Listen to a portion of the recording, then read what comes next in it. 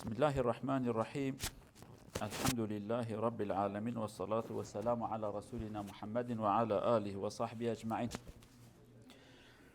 أيها الإخوة الأفاضل، نتكلم عن رسولنا كذلك صلى الله عليه وسلم حول نقاء حياته. معنى نقاء الحياة الرجل الذي كان له مبدأ لم ينحرف عن مبدئه، يدعو إلى شيء الذي يدعو إليه يطبقه، ينفر الناس في أمر من الأمور وهو أبعدهم منه. هذا هو النقاء الحياة الذي له حياة واحد، يعني في الخارج ليس رجلا، في الداخل ليس رجلا آخر، مع الناس بشكل وحاله شيء آخر. هذا الذي حياته واحد، فهو نحن نسميه نقي الحياة، حياته نقي، لا يوجد فيها انحرافات ولا كذب ولا هكذا ولا هكذا. سأحاول عن ذلك نتكلم عن بعض الأمثلة وعن رسولنا صلى الله عليه وسلم. برايد عزيز إيرو أم بحثا پیغمبر خو و پاکبونا جیانوی. پاک معنى تمیز و پاکجه بکردی، پاک جراد بجن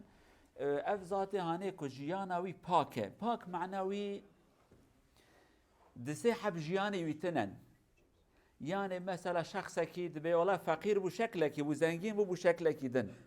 دماك بچوك بو شكلك بو مازن بو ظلامك دن، قوتا يتنى بو تشتكي بو خدي قوات بو تشتكي دي، بمال بو بظلامك بو خدي مال بو يكي دي، الولات بو وهايا هات اوروبا بو شخصك دي، لامريكا بو اف بو شو اسبانيا بو ظلامك دي. يكي كو جيانا ويتبوا كهفبه بشف بروش ناوا ملت امسر خو هاوین آزادستان زنگین و فقیر بچوکتی گوراتی او انسان هانه امدبیجن شخصه که جیانوی پاکه، یعنی جیانوی دا دروتی سیروتی نینه، یک جیانکوی هیه. ایجا پیغمبر ما امی چند مثال جوی حیاتویه که خودی یک جیانکی بو، او جیانوی جی جیانک پاک که چوا ناتیه گوهرتن. اولا وقبل كل شيء علينا ان نعلم من اقبح الامور في الاسلام أن يدعو الإنسان إلى أمر وهو لا يطبق، أو ينفر الناس في أمر وهو يقوم به، فهذا نحن في الإسلام نسميه منافقا. أو الله عز وجل يقول: يا أيها الذين آمنوا لم تقولون ما لا تفعلون، كبر مقتا عند الله أن تقولوا ما لا تفعلون. يعني تقول شيء وتفعل شيء، هذا شيء منبوذ، فلنعلم هذا جيدا. يدعو إلى السلام وهو يحارب، يدعو إلى الإنفاق وهو بخيل، يدعو إلى المسامحة ولكنه حقود، فهذا من أقبح الصفات الموجودة عند الإنسان. فلنعلم هذا أولا. شيء قبيح في الإسلام أن يقول الإنسان شيئا ويعمل خلافه، هذا شيء لا يقبله الإسلام. ولنرى كيف كان تصرف الرسول صلى الله عليه وسلم. تشتكي باش بزمن قالوا جماعته جتشتي خراب اسلام دا اسلام برا نيارتيت كد بتشتكي خرابه انسان تشتكي بيجه او تشتي نكه جملات راد بيا بكن او ناكه، يعني بكرديه كان بيجن دروتي منافقتي دروتي حيلكاري او تشتكي بربيسه لو ما خدي عز وجل دبيجه تشتكي قال لك خرابكم بيجن ولو تشتي نكن انبياء باش بزامبن انسان تشتكي بيجه وي تشتي نكه يا جملات ربيجة فيا نكن أو رابة بك تشتكي خرابة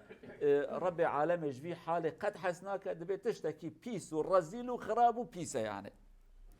أبيا باش بزامن تشتكي جوان تشتكي نباك أب نقطة هاني. طيب هذا الأمر كل الأنبياء كان حياتهم نقية، كل الأنبياء من سيدنا آدم وإلى رسولنا محمد صلى الله عليه وسلم على الجميع كانوا صاحب حياة نقي. كل الأنبياء حينما كانوا يأتون إلى قومهم ويتكلمون معهم ولا أحد منهم يقول قد كنت كذابا وقد كنت منافقا سارقا زانيا شاربا للخمر الآن أصبحت محترما، ولا واحد من الأنبياء حينما يأتون لا يوجدون شيئا أو لا يجدون شيئا يحترض به عليه يسكتوا خلاص والله. ولا أحد من الأنبياء، فقط سيدنا موسى عليه السلام اعترضوا عليه في أمر من الأمور، قال قتلت واحد، فقال أنا لم أقتله ولكن ضربته ضربه وقضي عليه. وإلا ولا أحد من الأنبياء أحد لم يتطاول عليه بالكلام كنت هكذا فأصبحت هكذا. إذن حياتهم قبل الرسالة وبعد الرسالة نقي، وسنقول عن رسولنا كذلك بعض الأمور. تشتكي جبير ما نكنر شو بيغمبر خدينا بيغمبر بكردية من بيغمبر يعني بيامبر أبيك رسالة خدي بيام خدي آننا أوانا ج حضرت آدم حتى حضرت محمد صلاة والسلام خدي سرتبا كابن تفك جي ذات باك بون دما قد هاتج ملات خرات تشتكي دقوتن ملات وانا دقو كرو دروچينو ودو وهاكر ونيرو في تشتي آند بن ودو تزيد كر ويرو بون أفندي ودو عراقي بخور ويرو توبه كريا ودو زنا كر ويرو تشتكو هاتن أبو نه لهمبر خدا يعني صنم تنبو شركة كل جمان تنبو تشتكي عالي عقيدة دا جالي أخلاق تاجي عيبة كدوان دا تنبو خدا وان باراست بو لو ما هر پیغمبره که دم وقت ها دین خدا دگو تو کس که ندگو تجمر ابوی افندی تحت دو وید زیانه کر تحت دو تشتکو هات نبو تاب جیان پاک جیان محترم بون حضرت موسی جی که احترازه که لیاد که نوجی احترازه که نحق بو بری اکو به پیغمبر حبکی قبطی ام بیجن اوی کو جماعت فرعون وياك دنيا كنت من بني إسرائيلش قومي حضرت موسى أنا لا تخزل ملك رياج جو موسى على كاريان بك حضرت موسى شيء بشكي بقوات وتعرفك يا والله خصت أمريكا مر فرعون جرى قوة هيك كشت يقوم كشت باجي خدا من عفو كريم قد يشويدي يعني وكيدي تبي خنبرك كيماني كدجانا واندا تنبو أخلاق شيء بكرني خوشي باكبون أنفيان باش بزامبل طبعا رسولنا صلى الله عليه وسلم حياته كان نقيا قبل الرسالة وكان بعد الرسالة حينما هو صغير لم يرى أحد بأنه سجد لصنم أو سرق أو عمل عملا الأطفال يعملونه نظيف في الحياة هذا أولا رسولنا صلى الله عليه وسلم من هذا الأمر كان نقي لم يحضر حفلات الزفاف ولا الشرب ولا الخمر ولا الرقص هو يقول مرتين كنت صغير نويت كنت أذهب أقترب وبعدين أنام في الطريق لا أفيق لغاية ما الشمس يطلع والجو يكون حار يعني حفظه الله عز وجل كان أحيانا يحب أن يعمل ما يقوم به الأطفال ولكن يأتيه صوت يقول لا تفعل هذا خلاص يجلس في مكانه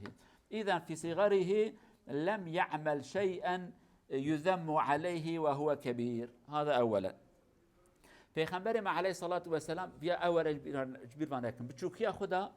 بريك پیغمبری جراوره دروکی حیلکی هيك یکی بدزن تدی زاروب چوکن یکات زن هرن دکان شکرکیش دکان بدزن تشتکی و هاتن ابو يعني حياتك باك بو تشتكي زاروك بچوكي جارنا تكن تدی جاروك بچوك نجا عقل ما جنا تماما او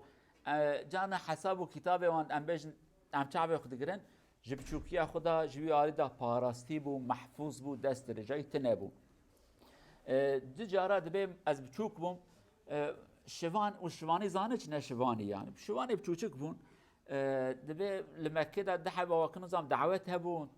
يعني تشتكي هبو كيفك هبو تدا بلكي عراق مراقي وقيز ميز وجن من هبو ندبي مش قد جام تماشاكم چدكن جهوال خويا شوان دبي ايرو چعبه تلفان حيواني هاني بازهر بجا چدكن له دبي اتشوم نيزيكي مالي دم خو كي كات چعبه من كاتم خو جعدات كات خو كولانتا كاتم خو حتى رودت كد الدنيا قرب دوم بخيدان داش خوراتهم يعني رب عالمي قويد قرت إذا ندى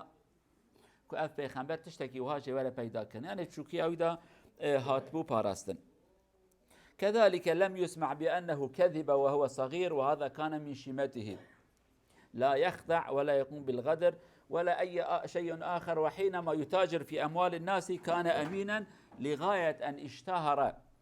بين أهل مكة بالصادق الأمين وهذا هو السبب الذي دعت سيدة خديجة رضي الله عنها أن ترسل إلى الرسول وتطلب منه بأن يتزوج الرسول أو هو معها أو هي معه لأنه كان أمينا فهذا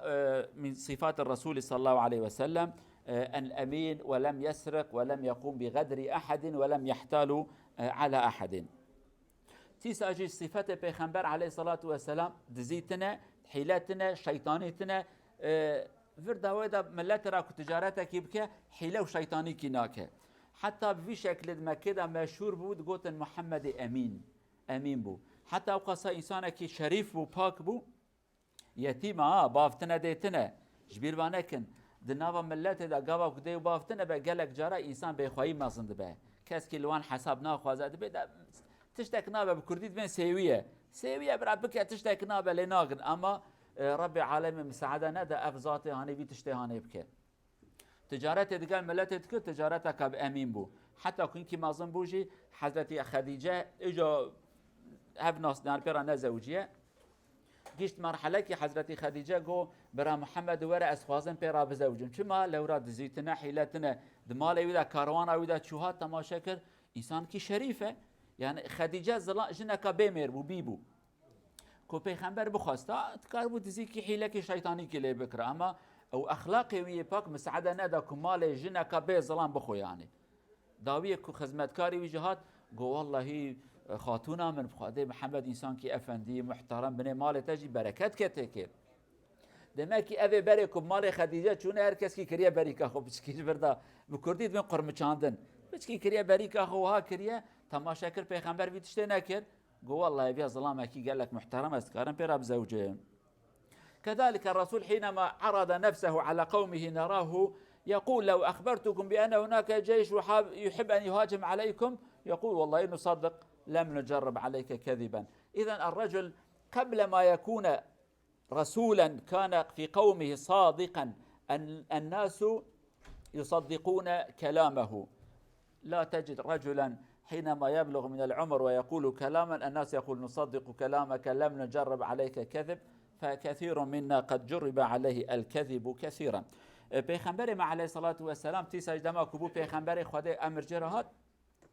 خواست قوم خودست تکیب که گوجه عجب وانات در حق مدا چه فکرن از انسان کی چاو ما چعب واندا وان قوم کر گو گلو ملته کو از بیجم والله واهین کی هاتنت خوازن ایریش مبکن مکه یک چونه مکه چیا گلکن و پشت وان چیا دین کی نیار هنه عسكر مسكر هنه ایریش مبکن ون یقین دکن تواه گو والله یقین دکن عسكر ندیت نکسکین خبر كم أظن يعني تما عسكر ور ما بين سلمة إيريش ما بكن والله ما قد نديت درواكري أما تما يقينك ما قد نديت درواكري يعني أو قصا خدي باوري بدنا وقوم خدا ج كرامت خوش شرف خوش مزناتي أخلاق خو أو قصا إنسان كي مازن بو. كذلك نقاء حياته قبل ما يملك وبعد ما ملك. المال كان عفيفا كثير من الناس وهو فقير تراه يتعفف يقول لا، ولكن حينما يملك تراه يكون ذئبا. أما الرسول صلى الله عليه وسلم فقير وغني أصبح قائدا، أصبح نقول هو كان نبي بتعبير العصر الحديث أصبح رئيسا للدولة، ولكن لم يتنزل حتى أن يأخذ أموال أحد. خلاص كريم وعفيف هكذا، لم يغيره المال. كثير من الناس تراه عفيفا محترما ولكن بعدما يملك يكون رجلا آخر يتغير. أما الرسول لم يغيره المال، هذا علامة نقاء الحياة. پیغمبر ما علیه الصلاة والسلام تیساجی کمال و نگو هرتیه زنگین فقیری پرد که دستی گلک بحزارة حشتر دوانه بحزارة دوا بزند کتن دستی تنزلی خونت کر حبکی رانت کر یعنی بلکه بکیلو پرب کتن دست پری وقتا هنه پری بچوچک هور زیر مرو دینار و درهم بونا تنزلی خونت کر تشتکی تی خبری که ابدا ملت هاد گو بدم یاد گو والله تشتکی ناخوازم از گش بدم عیبش ورا وی تشمد قیوم ناس ناکن از نه انسان کی وهامه قالك انسان هنا دمك فقير انت تماشات کی او گویا کدل وان زنگینه گویا که انسان باشن کچوا زنگین نابن دبن خرابترین انسان جالی پرادا او درجه وقتی فقیر دبم ام خرابکن خدای پراد دوان قرش کی نادن پره منه مزحمتی تی از فقیر ببم اکات فقیر بو تدغام خرابکن اوان ایک حیات و نه پاکن اما ایک پاک نکا پیغمبر زنگینی فقیری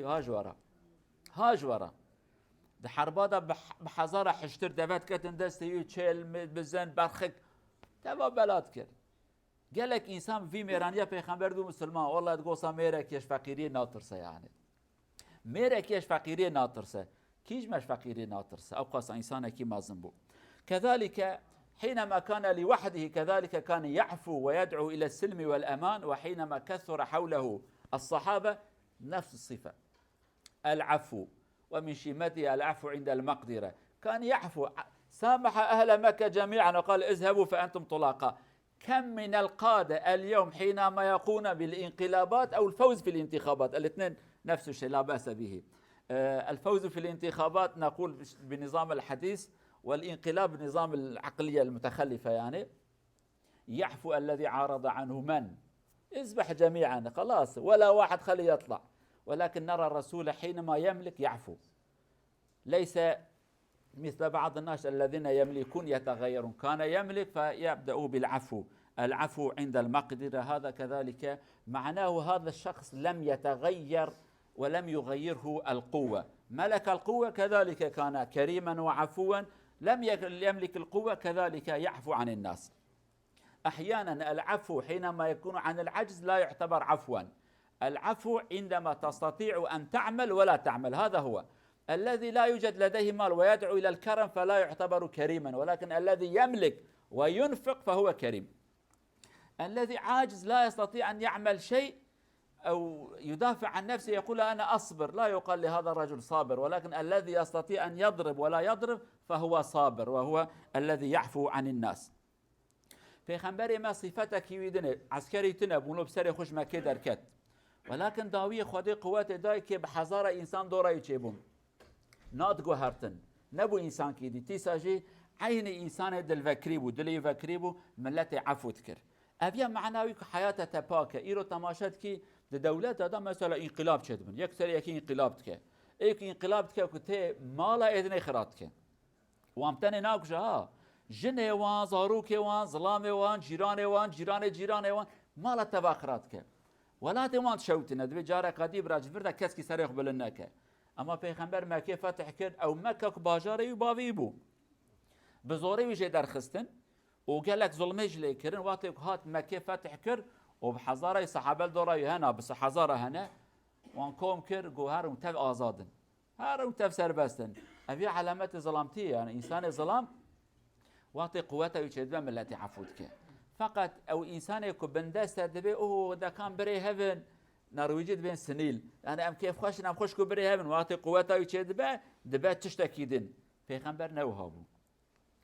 دوام هب عفو بكم سري خوبش عفوت كر بحزارة صحابة وانت سوان عفوت كر ندقو از عفوت كمش ترسانا نترس يا جوان عفوت كر. يعني شخص كيب نب زنگینی هات گوهرتن نب قوتا زیده هات گوهرتن اختیار بو گنج بو هر وکا خو ظلام بو دلوکری بو بکرسی و بتشتان نات گوهرتن گنجی تی اختیاریاوی زنگینی فقیریاوی بی قوتی بقوتی وکا خو بو وقتی کس کی عیبه که تدا ندید نه نگو تا دو چقا قاتل بو تا انسان کشت ایرو بوی افندی تا دو بکریه نه